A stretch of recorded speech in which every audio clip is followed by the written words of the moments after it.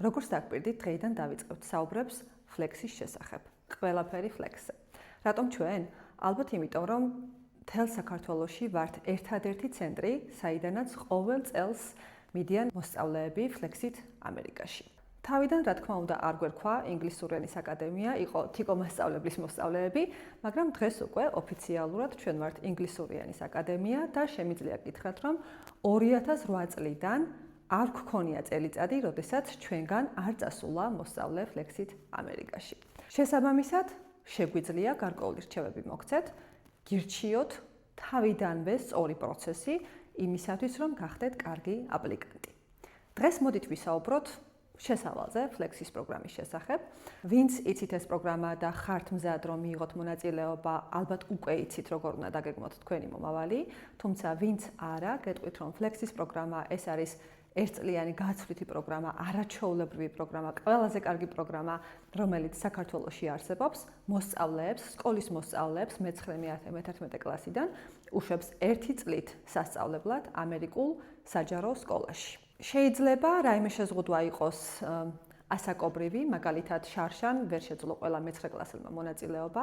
ამაზე დეტალები გვეცოდინება აგვისტოს ბოლოს, თუმცა იქამდე თქვენ მაინც გიწევთ თუ არ გიწევთ, ჩდება თუ არა თქვენი ასაკი აი ამ მოთხოვნაში, მაინც უნდა სცადოთ, რომ თადარიგი დაიჭიროთ და დაიწყოთ მომზადება. ამისათვის შეგიძლიათ მოგმართოთ ჩვენ. რა უნდა გავითვალისწინოთ?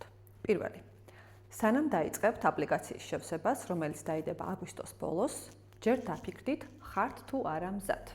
ხართ თუ არა მზად ნიშნავს იმას, რომ წარმოიდგინოთ თქვენი თავი უცხო ქვეყანაში, უცხო გარემოში, უცხო ადამიანებთან, შეძლებთ კი მათთან ერთი წელი ცხოვრებას.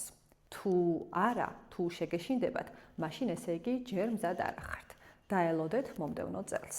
მეორე, როგორი აპლიკანტი უნდა ვიყო იმისათვის, რომ თუნდაც განმიხილოს ფლექსმა, თუნდაც მივიღო პირველ ტურში მონაწილეობა.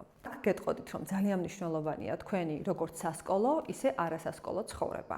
თუ სკოლის შემდეგ თქვენ არანაირ ღონისძიებაზე არ დადიხართ, არანაირ პროექტში არ ერთვებით, არანაირ არასამთავრობო ორგანიზაციაში არ მიდიხართ, ან ფიზიკურად არ ხართ არც ერთ პროექტში ჩართული, მაშინ ჩათვალოთ, რომ ძალიან გაგიჭირდებათ იმ შეკითხვებზე პასუხი, რომელიც ფლექსს აქვს.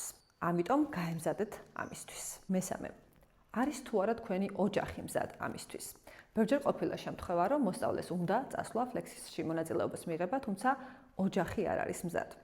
ამაში გულისხმობ იმას, რომ ხარ დედისერთა, ან ძალიან მიკედლებული მშობლებს და მშობლებს ეშინიათ შენი გაშვების.